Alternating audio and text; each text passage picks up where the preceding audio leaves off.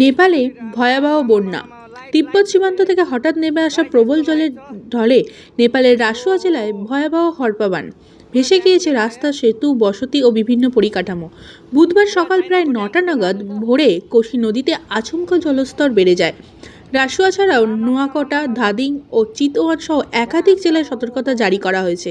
এই জলধারা নিচের দিকে এগিয়ে গিয়ে শেষ পর্যন্ত ভারতের গণ্ডক নদী ও ব্যবস্থাপনায় প্রবেশ করে। ফলে বিহারের নদী তীরবর্তী এলাকাতেও বাড়ছে উদ্বেগ। তবে এই মুহূর্তে বন্যার সঠিক উৎস ও সম্ভাব্য প্রভাব নিয়ে পরিস্থিতি এখনও পর্যবেক্ষণ রয়েছে।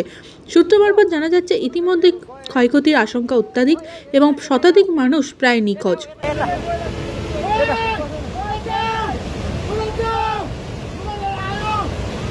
आमा यार बजारै गयो यार यहाँ नबसौँ ल अलि टाढा बसौँ टाढा यो पुरै ल घरहरू जम्मै गयो ल घरहरू जम्मै गयो यो पुरै आमामा ड्याम यार